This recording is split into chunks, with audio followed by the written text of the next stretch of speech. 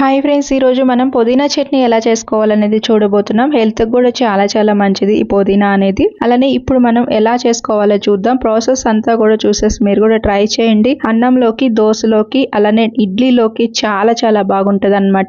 ఇప్పుడు మన ఛానల్ని సబ్స్క్రైబ్ చేసుకొని నోటిఫికేషన్ ఆన్ చేసుకోండి. ఏ రెసిపీ పెట్టినా వెంటనే వచ్చేస్తుంది. అలానే బాండీలోకి అయితే ఒక 4 స్పూన్లు అయితే ఆయిల్ అయితే తీసుకున్నాం. ఇప్పుడు దీంట్లోకి మనం ఒక 10 అయితే ఎండుమిర్చి ఇలాగా వేసేసుకొని, అలానే ధనియాలు 1 స్పూన్, జీలకర్ర 1 స్పూన్ వేసుకొని వీటిని కొంచెం కలర్ వచ్చేంత వరకు కూడా వేయించేసుకోవాలన్నమాట.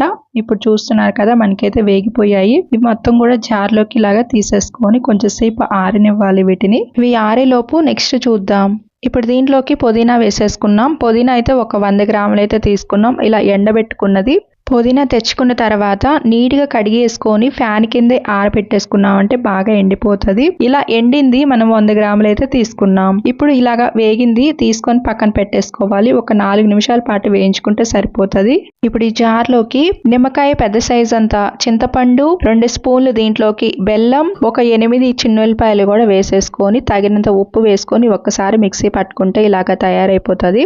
ఇప్పుడు ఒక్కసారి ఒక 4 స్పూన్లు అలాగా వాటర్ పోసుకొని మళ్ళీ మిక్సీ పట్టుకోవాలి. ఇలా రెడీ అయిన తర్వాత పుదీనా ఇప్పుడు దీంట్లోకి వేసేసుకోవాలి వేయించుకున్నది. ఇలా వేసేసుకొని దీన్ని కూడా ఒక్కసారి బాగా మిక్సీ పట్టుకున్నామంటే ఇలా రెడీ అయిపోతుంది. ఇప్పుడు నెక్స్ట్ ప్రాసెస్ ఏంటని చూద్దాం. 5-6 స్పూన్లు దీంట్లోకి ఆయిల్ వేసేసుకొని ఇప్పుడు ఎండుమిర్చి, పచ్చనగపప్పు, ఆవాలు అర స్పూన్ అలాగా వేసేసుకొని ఇప్పుడు దీంట్లోకి చిటికెడు ఇంగువ, అలానే చిటికెడు పసుపు వేసేసుకొని కరివేపాకు కూడా 2 రెబ్బలు అయితే ఇలా వేసేసుకొని వేయించేసుకోవాలి. కొంచెం పచ్చనగపప్పు అనేది కలర్ వచ్చిన తర్వాత ఇప్పుడు దీంట్లోకి చట్నీ వేసేసుకోవాలి. ఈ చట్నీ మొత్తం కూడా వేసేసుకొని ఈ ఆయిల్కి చట్నీకి బాగా పట్టేసి దగ్గర పడేంత వరకు ఒక 4 నిమిషాలు వేయించేసుకోవాలి. ఇప్పుడు దీంట్లోకి 1/2 స్పూన్ అయితే మళ్ళీ ఉప్పు అయితే వేస్తున్నాం. సరిపోకపోతే ఇలా వేసేసుకొని కూడా మళ్ళీ కలిపేసుకోవాలి. ఇలా వేసేసుకొని కలిపేసుకొని ఇంకా స్టవ్ ఆఫ్ చేసేసుకొని ఒక బౌల్లోకి సర్వ్ చేసుకున్నామంటే చాలా చాలా టేస్టీగా ఉండే పుదీనా చట్నీ అయితే మనకి రెడీ అయిపోతుంది అనమాట. దీంట్లో బెల్లం వేసాం కదా, ఒకవేళ మీకు నచ్చకపోతే స్కిప్ చేసేసుకోవచ్చు. కానీ బెల్లం వేయటం వల్ల చాలా చాలా టేస్టీగా ఉంటది అనమాట. తీయ తీయగా, పుల్ల పుల్లగా, అలానే కారంగా చాలా బాగుంటది ఈ పుదీనా చట్నీ.